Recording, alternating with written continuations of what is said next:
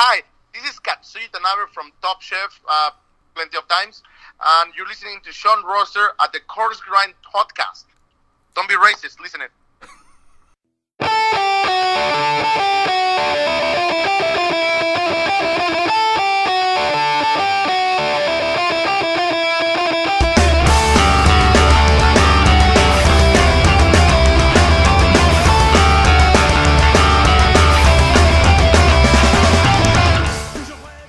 Ladies and gentlemen, welcome back. This is episode number 69.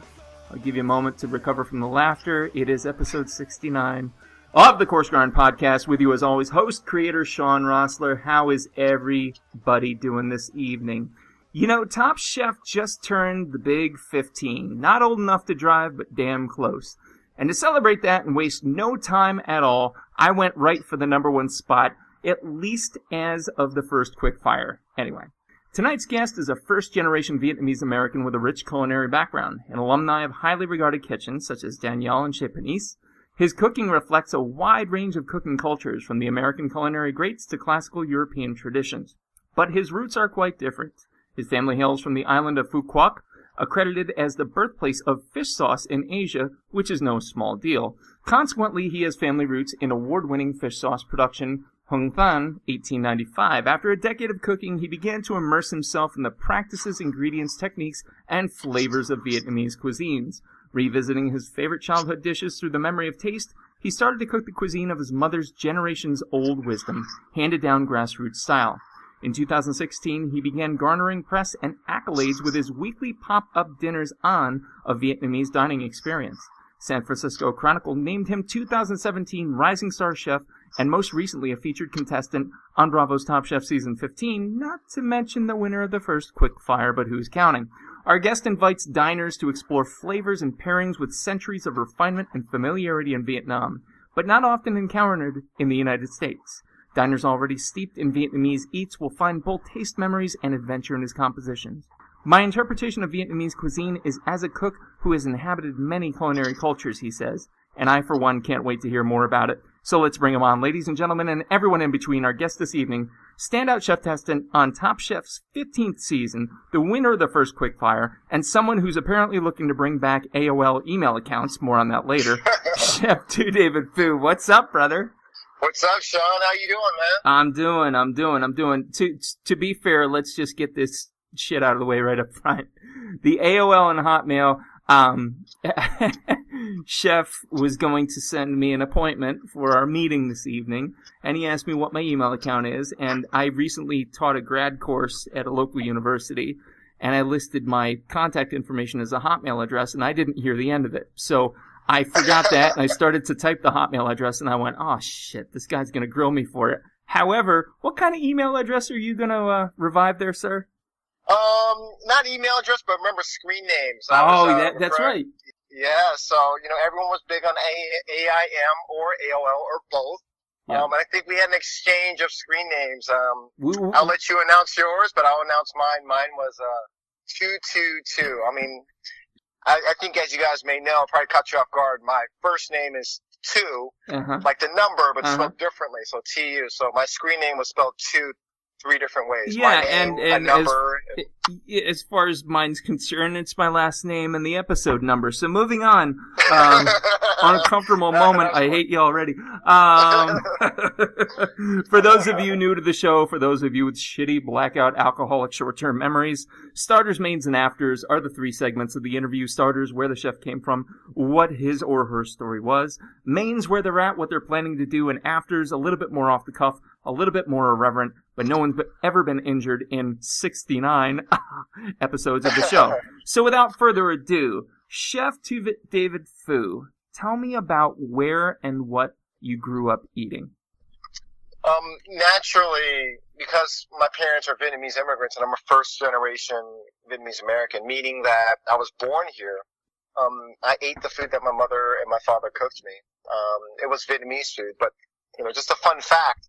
My parents are from an island called Phu Quoc, so they mainly eat seafood. So the Vietnamese food I grew up eating isn't the stuff that you guys can connect with, or Westerners would connect with now. I mean, when you think of Vietnamese food, what do you think of? Pho, banh mi, spring rolls, correct? Mm-hmm, right? Definitely. My parents were pescatarians up until the age of 21, 22. Up until, the very year that they refuged over here. It makes sense when you're on an island, you're gonna, the most resourceful thing is gonna be your main diet, which is, especially surrounded by all sides of water, right? Yeah, and especially when you're not commercially fishing the ever-loving shit out of it, so. Yeah, exactly. That's cool. So, Fuqua, predominantly seafood, you come over here. What age did you come over? Oh, I was born here, excuse me. You were born here, okay. Yeah, I was born here. My parents were the first to come here, and I was born here. Awesome. So they brought with yeah. them their traditions, and but introduced into a more Americanized scenario. How did that change the cuisine that you grew up with? Mainly in that region, the things that my parents were immune to having and cooking with, like things like ferments, lots of spices, great peppercorns, because Fuqua is world renowned for their peppercorns, amazing fish sauce, all those things. My mom specifically, she had to kind of improvise a cuisine. Sure. It's really hard to cook Vietnamese food without access to Vietnamese ingredients. Yeah. It's kind of essence in saying, and you ask any Italian American this. The Italian food, the Italian food in America is completely different when you go back to Italy. Absolutely. The olives are different, hence different olive oil. The wheat's different, hence the pasta. Yep. And all the meats are completely different. So I feel the same struggle and the same appreciations as Italian Americans do. So whatever my mom made, let's not put a label on it. It was an improvisation of Vietnamese cuisine of her palate that she was raised with. I think improvisation's a beautiful word. I mean, that's how you got jazz, right? Absolutely. It's almost like fusion before hipsters existed. Exactly. Not that there's anything wrong with being a hipster. If you want to wear a sweater in the summer, that's up to you. But who am I to judge? Right? So your mom was a fusion pioneer. Let's leave it at that. I think that's a great. Well, I mean, just to make this very clear, she didn't improvise because she wanted to be cool, but she improvised out of necessity because, like all mothers, you want to cook delicious, beautiful meals for your family, and for the sake of nourishment, right? Yep, absolutely. So, as your mom's cooking this ridiculous fusion by necessity Vietnamese food, were you a picky eater growing up, or would you consider yourself pretty well balanced early on? I feel like they used to call me the human garbage disposal when I was growing up. I was the fat kid. I think mainly in part because my mom had me so involved in the kitchen so much. Yeah. Because I was heavier set, because she cooks great food.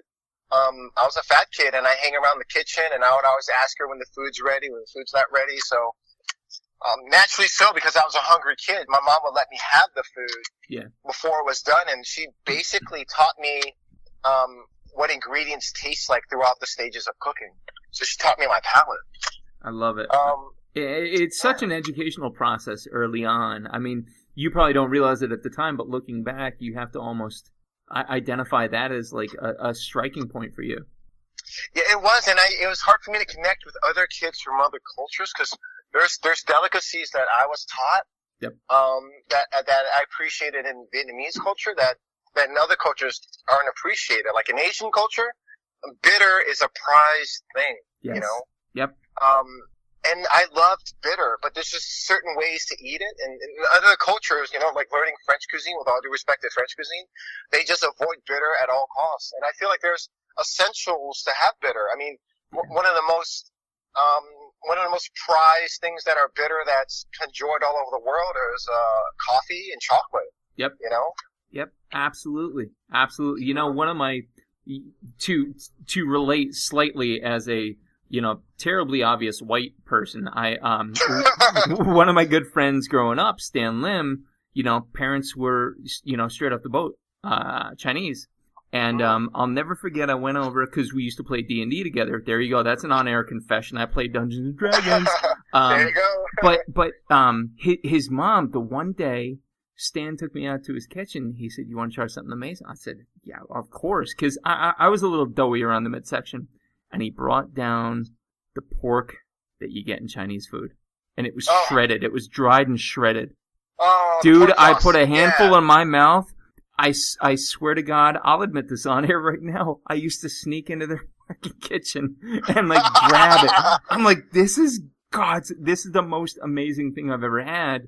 And I could never, until I started to have this culinary awareness, I'm like, this is why, like, everything tastes good. Like, this is a different taste than anything I've had before in my German working parents' upbringing. You know what I mean? And so, like, it's so true that these individual cultures have these unique tastes that, unless you're open to them, God, you're gonna miss it. Like, you're gonna miss it bad. And it's interesting, as different as we are, I have to say this because, I have a lot of Jewish friends. I worked in a Jewish restaurant for a long time, and not to say that gives me any authority to speak on it by any means, but just in my personal experience of experiencing another culture, I feel that the farther you go back, the more common and the more cultural bridges you can find. Like I ended up falling in love with Jewish history because of that. Really? Yeah, and the further you go back, the more humble the ingredients. Across all cultures, I can confidently say they will use some sort of starch, whether it's wheat, potato, tapioca, whatever it is, and they'll make it into some sort of bread or noodle. Correct? True. There's always a source of dairy of some sort, whether there's soy milk, a nut milk, or coconut milk, or dairy from a mammal. Yeah. There's always some sort of stew, whether it's vegetable, fish, or mammal-based, and there's always some sort of dumpling, whether it's kreplach or a matzo ball or gnocchi or wontons. There's just if you just take a step back and do these compare and contrast, deep into history. It just shows that we all came from the same place, and we all aspire to have the same delicious, nourishing things. I almost want to like hit stop on the episode now. How is that going to go up from here? Like, you don't. I think you went too soon, man. You went too soon. But no, you're totally correct there, and it's the whole, it's portable. Food had to be portable. Well, a dumpling you can pre-make, you can carry with you. Like, it's a little bit on the portable side. Pizza came to be because you could fold it up and carry it with you. Like, all of these things make logical sense, but only when you step back and look at it as such. So, wow. Yeah, seriously, man. And, I think that's a thing that kind of feels, what I want to do for the future and whatnot is that, especially in these times, no matter what side of politics you're on, like, I feel like there's a lot of separation. Oh, man. And people are trying to define their ways of separation. And if we could just bring people together at the same dinner table and just enjoy great food, because great food's delicious no matter how high end or low end you are. Yes. Period. Yes. Good food is good food. Good food is good food. It's the common tie that binds. And actually, we were talking before. I had Katsuji on last episode, and Katsuji said, he's like, I'll encapsulate because the rant did go on a little long, but basically, you want to build this wall, then stop eating our food. Like, I'm like, yeah, that's right. Like, how can you be such a fan of the taco and then be such a dick when it comes to the immigration policy? Like, it doesn't wash. It doesn't wash. It is the tie that binds, and I think cultural acceptance begins at the dinner table.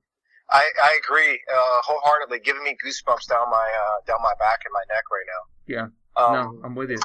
I'm with you for sure. And like it's I think it's another thing too is that the dinner table will allow a conversation to happen. If everyone joins the table to have good food, at least the conversation can start, and everyone's quote unquote walls or shields will be let down to kind of connect. Let me take this a step further. The first thing when a child is born, I've got 3 kids. I don't know if you got kids. 2. Yeah, no kids. But the first thing they do is they put them on the mom's chest. The next thing the child does is look around for food and sustenance. So isn't eating that most innocent sating of that initial primal need? It is. And when we sit at a table, we share it, and there's all these manners, there's all these, things that go with it. But at the end of the day, we're fueling our bodies so we don't die. We all share that. It's an intimate thing, if anything, Absolutely, hands down. It's an amazingly intimate thing. Throw in the manners, throw in the cooking. I actually recently, I'll admit, my wife flew me out to California. We did a road trip from Santa Barbara up to San Fran. Amazing. And when we ended up in San Fran, we went to Koreatown, and I did my first Korean barbecue in the restaurant with the doorbell on the wall. And it was awesome. I love it. I had the fucking meat sweats so bad by the time I left there. I was in pain. It was like 2 or 3 40s, and I don't know how many times I rang the bell. I rang it enough, put it that way. But, we actually ended up getting a Korean barbecue pseudo unit for our kitchen so that Amazing. Our boys could cook their stuff with us. My kids are in the kitchen constantly. My youngest is on the spectrum, autistic, but he is in the kitchen, and he will sit at the dinner table with us, and we'll, exchange and just be engaged that way, and it's so significant. So 100% what you said, I almost feel like, I feel like we could hang the interview up there. It's such a beautiful point that it is the cultural tie that binds. So true. So true. Definitely. So let's take it back to you. Let's get it away from the world. Let's focus on the first quickfire winner, because that's what matters here, kids. When you're looking back at this childhood that clearly has given you such a clear culinary perspective on the world, is there a food or foods that you miss the most, that you absolutely long for, that you haven't been able to recreate? That's a great question. I appreciate that. I think my journey to cook the food that I long for and that I knew to be delicious started about 2 years ago. Mm-hmm. And up until 2 years ago, I was 12 years deep into the food industry, cooking professionally, quote unquote. Mm-hmm. And I cooked everyone else's food.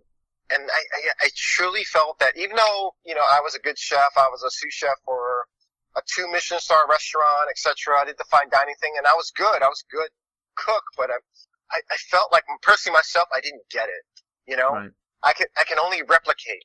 Right. And I yearned and longed to season food the way my mom seasoned food, because every culture seasons differently, every household seasons differently, every mother seasons differently. And I felt that I was only replicating and dreaming what dishes were supposed to be like. I didn't know what they actually were, to be fair. Right. And I was yearning to cook my mom's food, and the moment I did that, oh my God, the accolades started pouring in. Yep. In the form of a pop-up, Right. But isn't that, again, it goes back to necessity. The pop-up is like this instant response to a desire to an extent. And at the same time, I'm going to use a little punk rock reference here.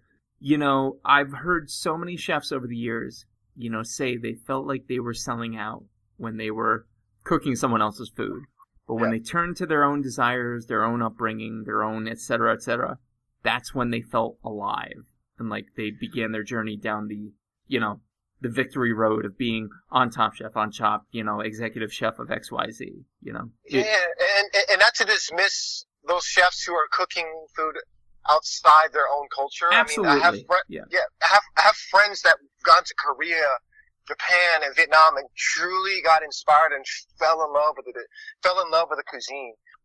All I ask is that whatever your heart speaks, yes, pay homage to that and do your homework. Don't do things because it's trendy or because it's cool. Do things because you love it and you respect it. Mm-hmm. And do your homework to do your own due diligence, and to maintain your integrity. Trends are going to come and go, but your heart will be with you till the day you die. Amen, brother. Amen. And just know this, is that those dishes that have been around for thousands or hundreds and thousands of years, those are the true trends. You can't ever replace beef stew. No. You can't ever replace, meatballs and spaghetti. Like, it will always be around. You can't replace the omelet. I've seen, tell me you've seen this on Facebook, the, I don't know, $100,000 omelet where they're layering in black truffles and shit like that. I'm like, stop. It doesn't look like it. No. It's not the humble thing that, who is the chef? Was it Jacques Pepin would have you? No, I'm sorry, Wolfgang Puck would have you make an omelet for your interview. And that's right. I used to scoff at that, but then my wife got really turned on to omelets, and I started doing brown butter omelets. I mean, real simple, real basic, but, I mean, if you wanted to see her happy, I'd cook, coq au vin, all this shit. You only saw her happy with that brown butter omelet. And that, in and of itself, you're not going to change tradition. So tradition, in and of itself, I don't know, chef, is a trend. And just being even more, like, simple. Like, I think the best classic, for me, American dish that's ever been created, made from leftovers, is fucking meatloaf. I love meatloaf glazed with ketchup. There's so many ways you can mess it up, but if you make meatloaf, incredible, amazing things ever that's existed in this planet. I used to work for a former Japanese chef alumni. Mm-hmm. Her name is Alice Cravens. She's pretty big here on the West Coast, but she made the best meatloaf I've ever had. Perfectly executed. And it's this humble thing. It's, ground meat and breadcrumbs and eggs and milks, all these humble ingredients. Dude, it's not pretty. Chef. It's not winning a beauty competition anytime soon. I don't care how much you plan it.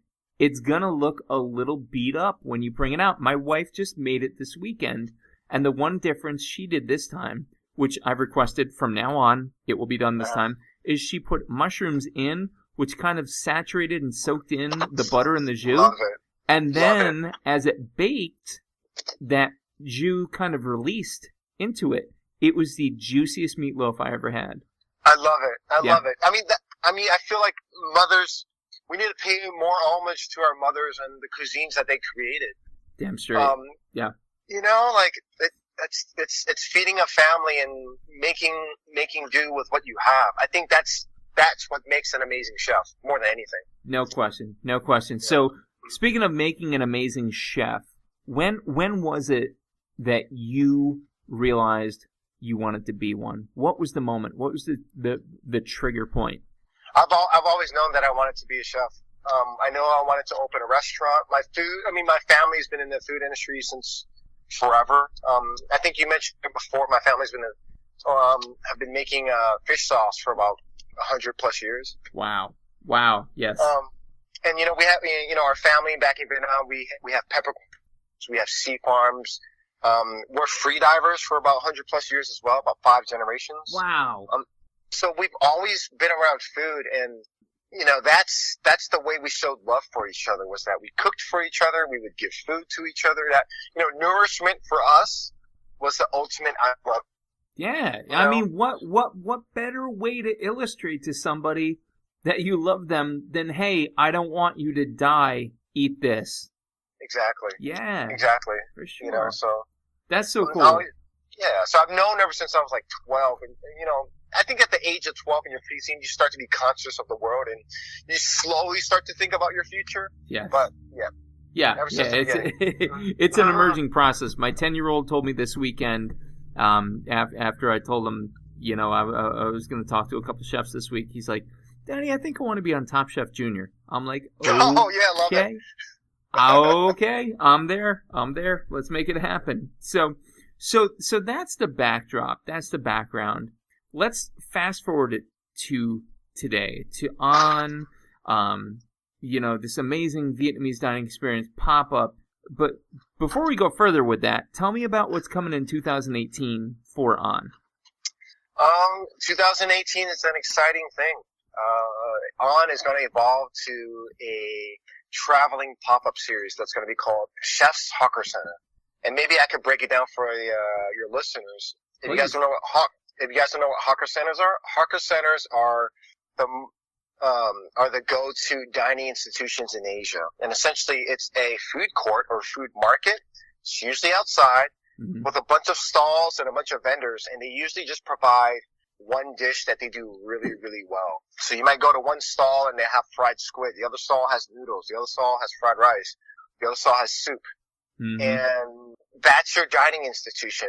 That's your restaurant. And you have people from all walks of life, rich and poor, tourists and non-tourists, locals, whatnot, what have you, emperors, kings, government officials. They all come to the same place and they sit side by side and they squat down on these plastic stools and they eat amazing food. Yep. I love that concept, and it takes food back to where it needs to be. It's not about the pretentiousness. It's not about everything else. It's about the food. Absolutely. And I think we're right for a time like that. That, with inflation and, the evolving economy and, I don't know where it's going, but I think people would appreciate things where if they're paying for stuff, it's reflected in the place that's most, that sees most value, which is how things taste and, That's it. I mean, we've been so highbrow for so long. That's almost like redlining a car for 100 miles. Eventually, It's going to break down, dude. And I think people are sick of the pretense. I can think back to the last 10 episodes I've had. The majority of them had said, we're going to get away from, small plates, fine dining, and get back to family setting, sharing at the table, that kind of thing. Whatever happened, and I realize this is a very, narrow reference, but, in the Chinese restaurants with the rotating Lazy Susan in the middle of the table, I think that's one of the coolest things ever for a group of people to sit down and enjoy. Definitely. And we've gotten so pretentious. We've gotten so uptight with it. There's something, one of my culinary experiences, which I always harken back to, was my wife and I were on our honeymoon, and we got off in Belize. And when you got off the ship, you could go two ways. You could go to the left, which was like the non-touristy shit, or you could go to the right, which was the touristy shit, which was all the safe and everything.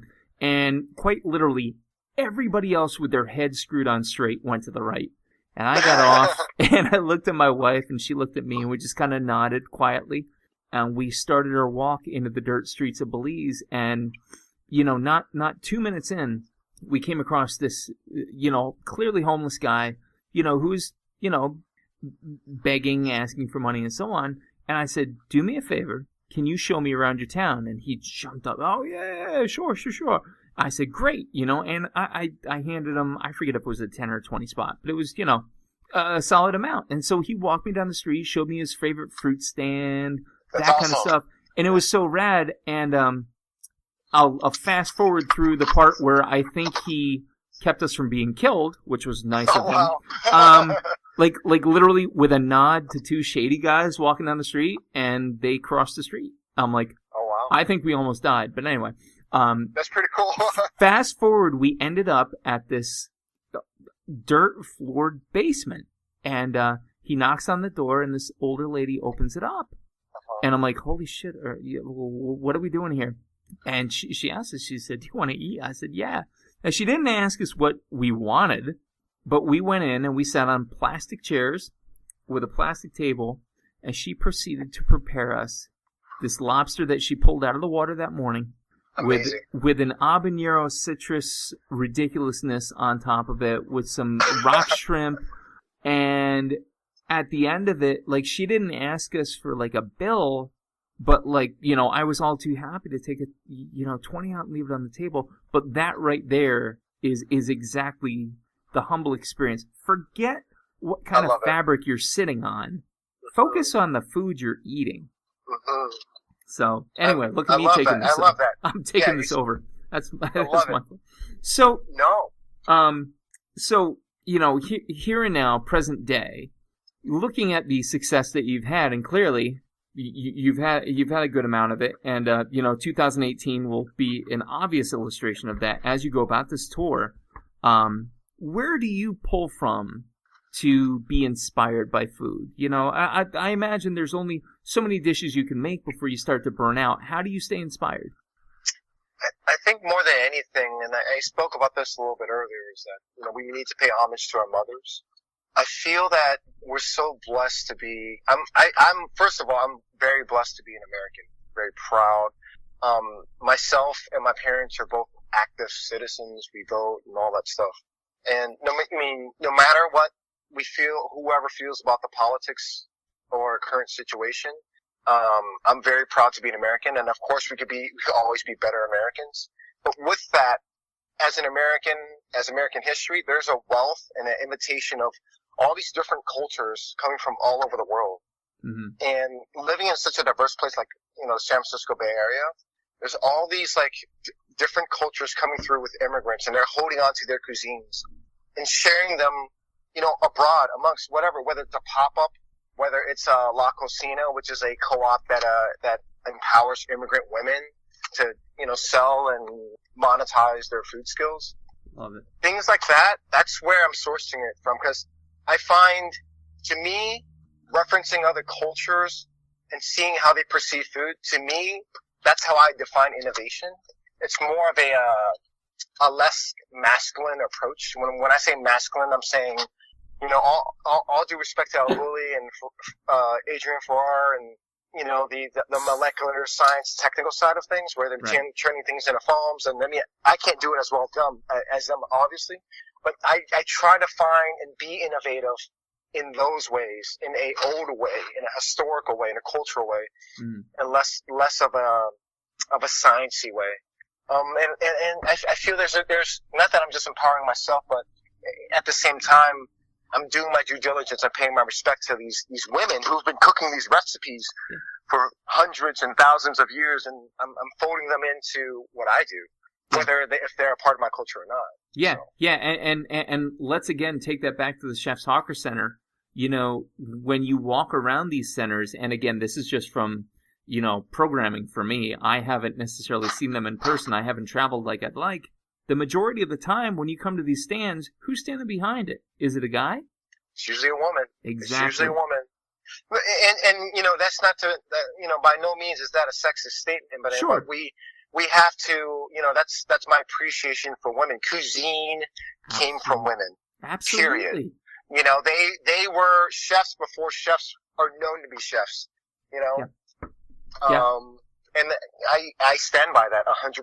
We, like I said, or like we said, pay more homage to women. And the very fact that there's a lack of women in the food industry boggles my mind. But and I think this is all too timely a moment, if we can step aside from the culinary for a moment to bring that up. There's been a shitload of things brought to light recently, which, one of my, it's crazy. Last night I was digging through some of the media for the show, and I saw this repost by Batali. Mm-hmm. And I'm like, oh, that sucks now. Like, it's crazy, and it's almost like, it's one of those things that nobody spoke of for years. I think anybody involved in food identified, like, look, we knew it was a thing. We didn't do shit about it.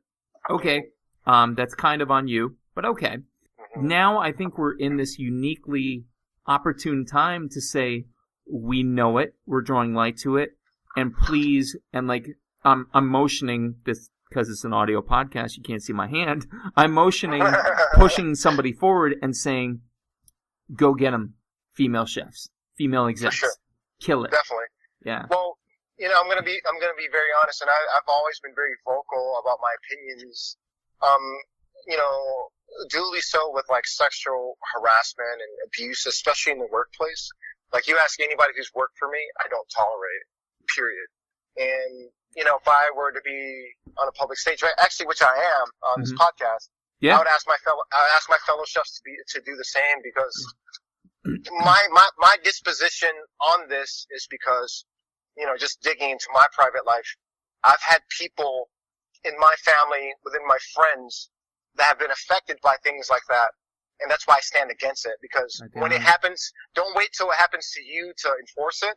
Yeah. I would say, especially if you're a husband, if you're a father, you're a brother, to someone who is female, period. Yeah. Enforce it now, and don't wait to be affected to get upset about it. Stave it off. So, Stave it off, no question. Exactly. Actually, going back, God, I don't even know how many episodes, I had Beth Aretsky on.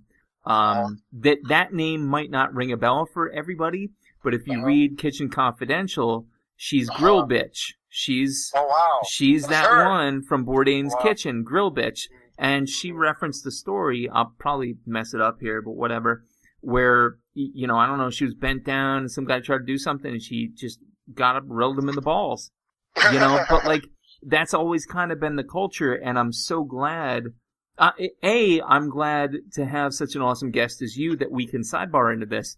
But B, to actually have the opportunity to say, here's the new era of chefdom, and we're not going to put up with this shit anymore. Exactly, man. Amen. Exactly. Amen. All right. Once again, getting back to so far, we've tackled culinary on a world stage. We tackled sexism and harassment in the workplace. We're doing beautiful things here. That's great. we should run for president. You and I together. We should. It'd be huge. Trust me, I've got the best podcasts. Oh Jesus, I'm uncomfortable now. All right. Taking a look though, so obviously moms, women, that's where we go to for the inspiration. And I love that answer. It's so cool. From that inspiration then, what would you say has been the greatest thing you've ever made yourself? It seems like every time I make something that I think is the most amazing thing I've ever made, I'm my own worst critic, whether that's a positive or a negative thing. Sure. I find opportunities to make it better. And I think that's usually the story of excellence, is that you're never content with what you make. I love it. But I can't tell you the best things I've ever had in my life. Shoot with that then. What do you got? It wasn't Michelin, I'll tell you that. No disrespect there. But I've had opportunities where I've had food made by some Syrian immigrant women. Mm-hmm. And they made me lentil soup and kofta. I think it's barley stuffed with ground lamb, and they fry it. And hummus made in a traditional manner. I'm pretty sure it's like a 600-year-old recipe or whatnot.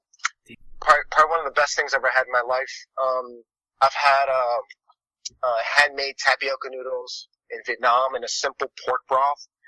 And it was a broth that was made like in 4 hours.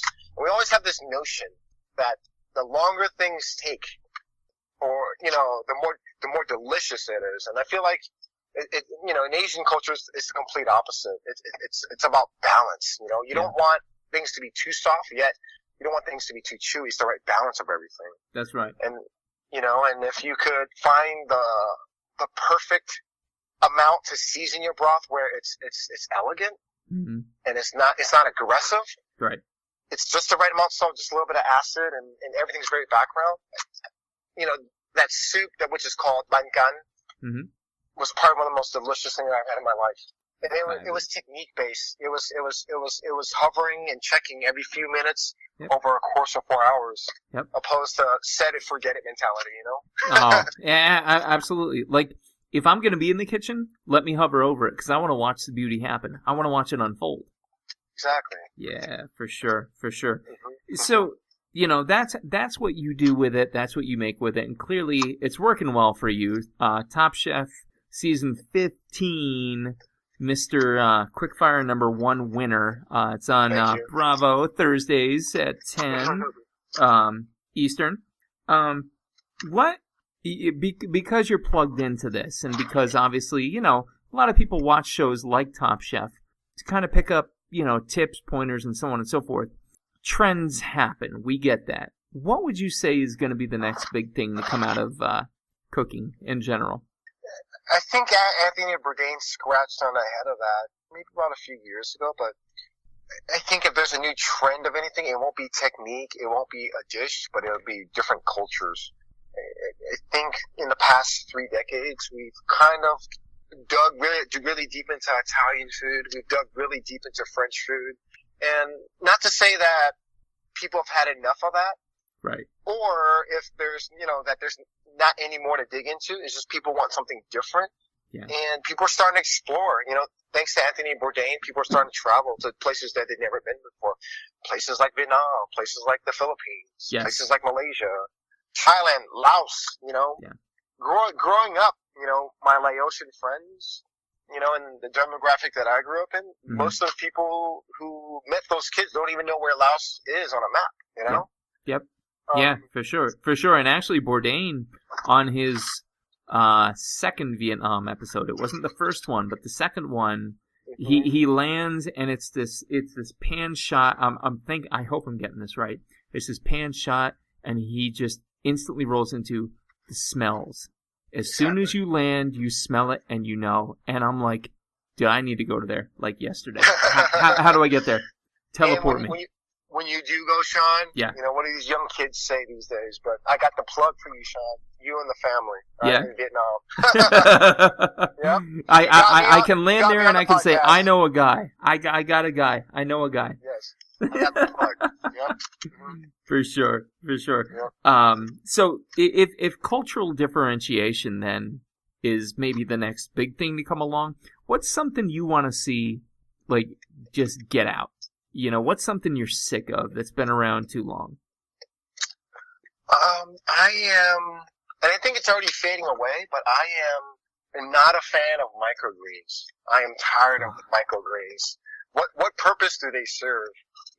Without, it's a visual thing. Like, why do I want to use micro cilantro and not regular cilantro? Like, Exactly. And I'm always, as a diner, you obviously have a much more enriched knowledge of it.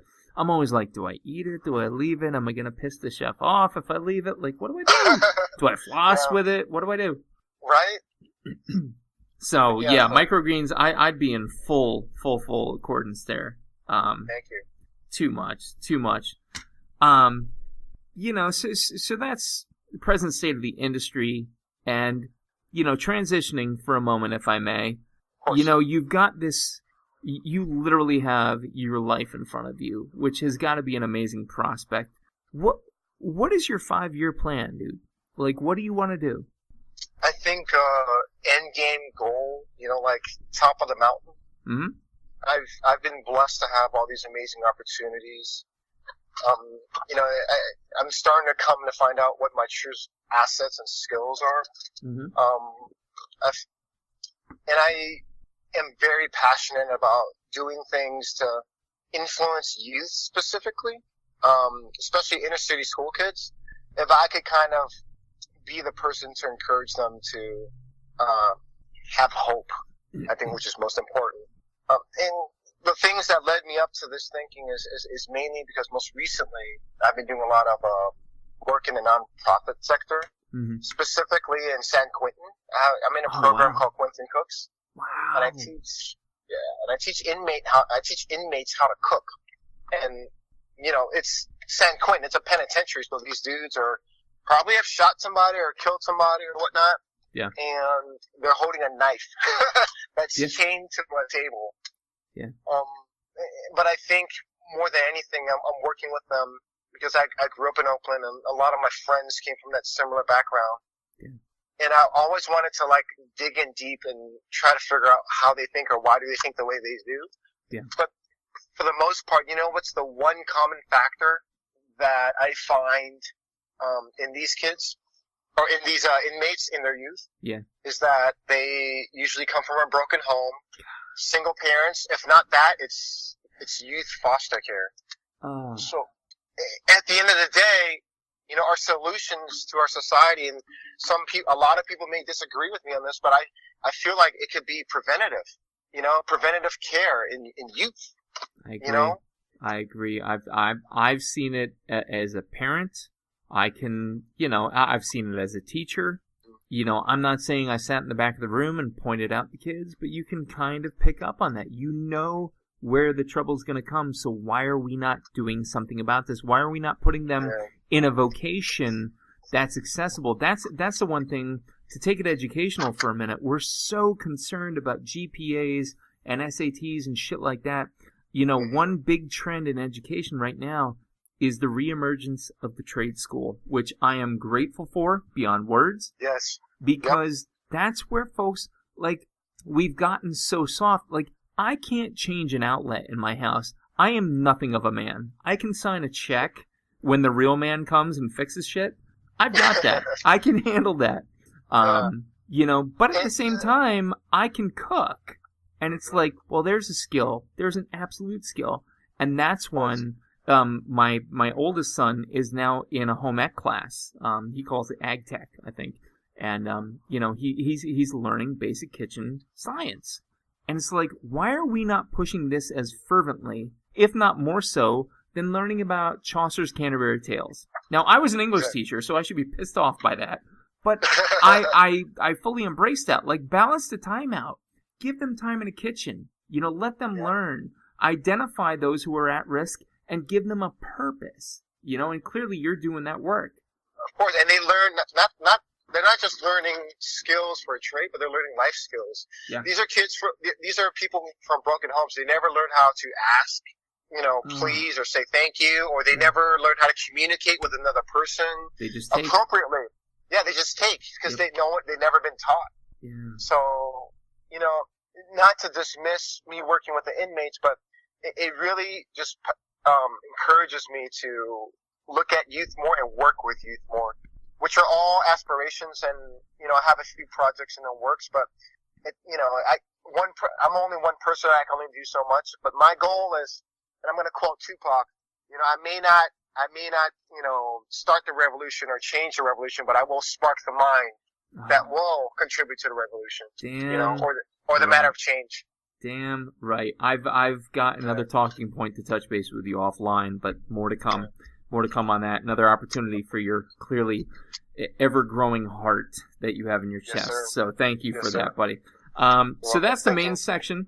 We're going to move on to the afters, a little bit more of the fun stuff, a little bit more of the irreverence, if you will. So without further ado, I'm standing in your kitchen. You can pick either professionally or at home. What music do I hear? In my kitchen, it could be anywhere from a cross of like 90s R&B Jodeci playing in the background. Billie Holiday. This is my Pandora on shuffle.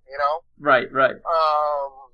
Or Tupac. I'm a big praiser of Tupac. I'm more than a rapper, I feel like he's a humanitarian, and I find myself a lot in the same likeness as he is. Mainly because he was in Oakland. I'm Oaklander as well. We praise him a lot around here. Love it. All right. Hypothetical question here. You're going to be stranded on a deserted island. You can only bring 3 foods or food type items or drinks with you. What would they be and why? 3 food items and 3 drinks, right? 3 food items or drinks. Only 3. Only 3. I know. I'm such a dick. And this is a unlimited lifetime supply. Yes. 3, right? Yes. Magically regenerates like in Minecraft. God, I'm such a parent. Oh my God. All right, I'm gonna go ghetto on you. All right. So the first one's a luxury. I love coconut water. I love coconuts. So give me coconuts as coconut water. Right. I have a tattoo of a coconut tree on my arm. I got food poisoning in Vietnam, like in my early teens. What? I mean, in my preteen years, and I shit you not, man. The only thing I could drink was coconut water. Everything else, my stomach rejected. I'm not laughing at you. I'm sorry. Life. It's terrible. Yeah. Oh, let me do a shout out to coconut water. Coconut water, you need a brand ambassador. You let me know. I will vouch for you. Coconut water saved my life. You heard it here, Chef 2 David Fu. Coconut water. Call him. So coconut water. And then the other 2, I'm gonna go hood on you, bro, because you gotta have your essentials. You gotta pack the calories, right? Right. I can't eat much. I'm gonna go Spam and rice. Nice. You're going straight island, straight Hawaii. Straight Hawaii style. There you go, Beautiful. Because, the fish you could probably catch eventually. I will catch the fish. Exactly what I was thinking. We get along just fine, bro. That's right. I'm telling you, you gotta bring that 2018 tour through Pennsylvania. We'll treat you right. Let's work on it. We'll treat you right. Blueprints. Absolutely. Have you ever caught My Last Supper by Melanie Denea? No, that's a book, right? Yeah, so Yes. she did actually two of them, My Last Supper and The Next Course, and each volume are 50 chefs. It's a photography book. She's this culinary photographer, brilliant, and she does 50 per, and in it she asks the same 5 or 6 questions of every chef, and I kind of modeled the interview after her setup there. And so it basically centers around, it's your last day on Earth. What are you going to eat? What are you going to drink? Who's going to be there? What music is playing? So, with that said, Chef, I ask you the very same. Who will be there? That's a hard one. Can I mention family? Absolutely. Absolutely. And dead or alive, correct? Absolutely. Yep. No barrier there. Do I have a number of guests that I can cap out at? Absolutely not. The No table cap can on be guests. as long as your mind. So, shit. I'll have a party on my last supper. Yeah. Of everyone in my family, all my friends. It'll be like a massive wedding of the century. Nice. I appreciate, all the inspirational, godlike figures that existed on this earth and that I aspire to be like. Like the Tupacs and the Gandhis and the Malcolm X's and all that stuff. But I feel like the most important people in my life were the people who've made me who I am and helped me understand the world in my position, and that's friends included and mentors included as well. Absolutely. I'm constantly saying this. I don't believe in the term self-made. I think it's completely selfish and bullshit. Yeah. There's no one on this earth that can walk the face of this planet saying that they made it to where they are by themselves. I think it's complete bullshit. Somebody somewhere either gave you birth, opened a door for you, gave you a recommendation, gave you an opportunity, signed your papers, what have you, fed you. Somebody did something to make you the person you are today. No question. So that's why that is my answer.